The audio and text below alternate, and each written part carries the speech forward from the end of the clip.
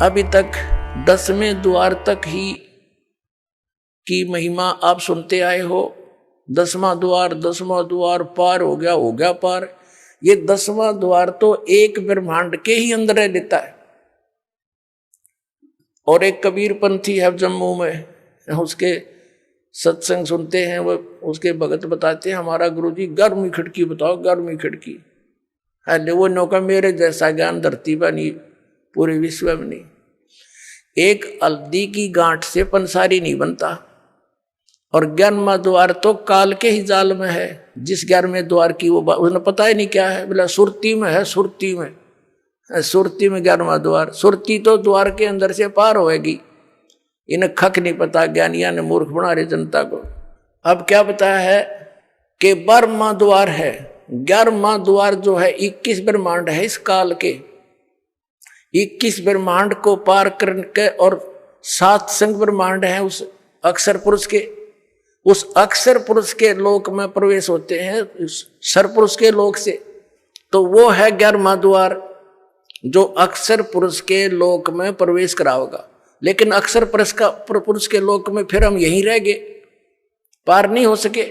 तो फिर 12वां द्वार है जो 7 संख ब्रह्मांड काल के पार करके और सतलोक में प्रवेश करता है। वहां इन सब जगह लोक लगे हुए हैं और इस सतनाम के बगैर वो खुल नहीं सकते। तो वहां 12वें द्वार में को पार करके वो सतलोक है, वो स्थान है जहां जाने के बाद फिर लौट कर प्राणी संसार में कभी नहीं आते। उनका जन्म और मरण का दीर्घ रोग समाप्त हो जाता है। असंग जन्म तन मर्त्या होगे, जीवित क्यों ना मरे रे, और 12 मध्य महल मठबो रे। 12वां द्वार पार करके वहां वो मठ है, वो स्थान है, बहुर ना दे धरे रे। जहां जाने के बाद फिर लौटकर कभी संसार में यहां नहीं आते। ये मिट्टी की देह प्राप्त नहीं होती, वहां तो नूरी शरीर मिलता है। फिर बताया है कि दोजक बहिष्ठ सभी तैं देखे राजपाट के रसिया, और 3 लोग से तरपत नाही यो मन भोगी खसिया। यहाँ एक सरपंच बन जाता है तो इच्छा बनती है चेयरमैन बनूं। चेयरमैन बन जाता है तो सोचता है अगली बार एमएलए का दाव लगे। एमएलए बनने के बाद उसकी नीयत होती है कि मैं मंत्री बनूं। मंत्री के बाद उसकी नीयत ऑटोमेटिकल काल प्रेरणा है ये कि मुख्यमंत्री बनूं, तब बात बने ना तो कोई आनंद नहीं आया। मुख्यमंत्री की नीयत रहती है कि मैं प्रधानमंत्री बनूं। हर जो बनना था वो तो काम करा नहीं। और फिर गदा संतरी बने मेरे कहने, क्योंकि तब से राज मदमानम और जन्म तीसरे शुक्र सवानम। अब क्या बताते हैं परमात्मा, दोजक माने नरक, बहिष्ठ मीन स्वर्ग। दोजक बहिष्ठ सभी देखे राजपाट के रसिया, और 3 लोक से तरपत नाही ये मन भोगी खसिया।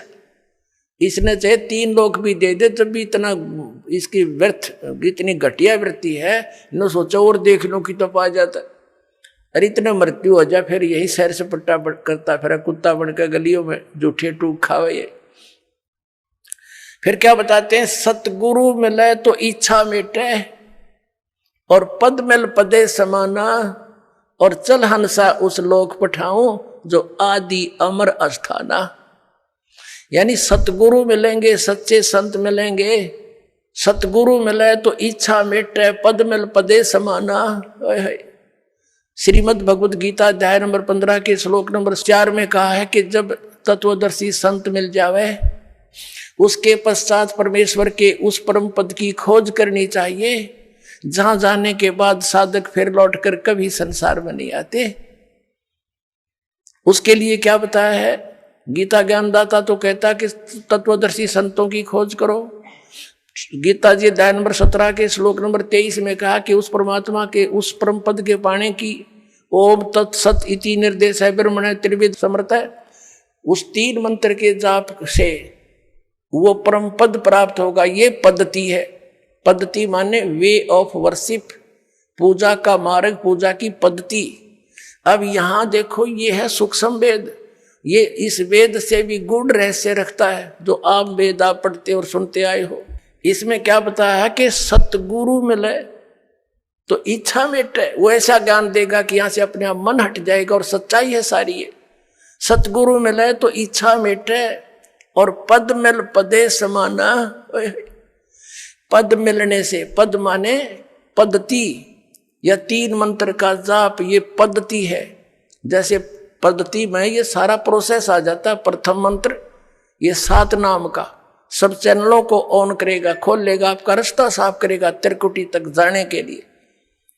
और फिर ये 2 मंत्र का सतनाम और तीसरा इसके साथ मिलेगा वो सार नाम, सार शब्द, सार नाम, आदि नाम जिसको कहते हैं।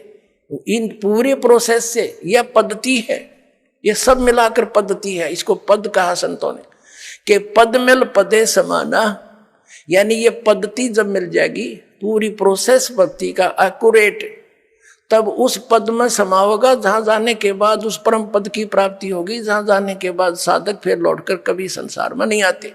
सतगुरु मिले तो इच्छा मिटे, पद मिल पदे समाना, और चल हंसा उस लोक पठाऊं जो आदि अमर अस्थाना, जो शाश्वत स्थान है। गीता जी अध्याय नंबर 18 के श्लोक नंबर 62 में कहा कि अर्जुन तू सर्वभाव से उस परमेश्वर की शरण में जा, उसकी कृपा से ही तू परम शांति को और सनातन परम धाम को प्राप्त होगा।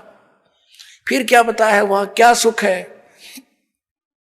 4 मुक्ति जहां चंपी करती, जो इन यहां तुम चौथी 4 मुक्तियां मानते हो इस नकली लोक में, और ये तो अस्थायी है, किसी की नहीं रह सकती। वहां जाने के बाद भी चौथी मुक्ति प्राप्त प्राणी भी पुनः जन्म मृत्यु के अंदर आता है, और वहां ये सुख तुझे सदा बना रहेगा। 4 मुक्ति जहां चंपी करती, यानी तेरे नौकरानी बनकर खड़ी रहेंगी, तेरी सेवा महादर ये सुविधाएं पड़ी रहेंगी तेरे चरणों में वहां सदा। 4 मुक्ति जहां चंपी करती, माया होरी दासी, और दास गरीब अभय पद पर से वो मिले राम अविनाशी। ओए होए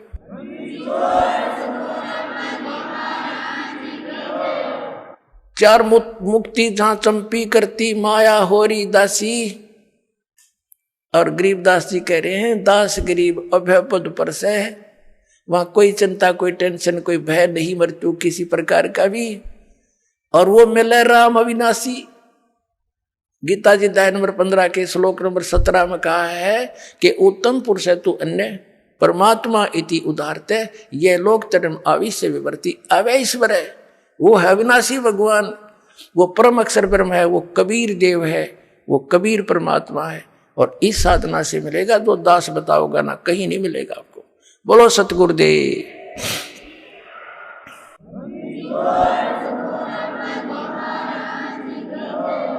परमात्मा कहते समझा है तो सिर दर पाओ, भौर नहीं रे सादाओ, फिर ये अवसर नहीं मिलेगा। बोलो सतगुरुदेव की जय हो।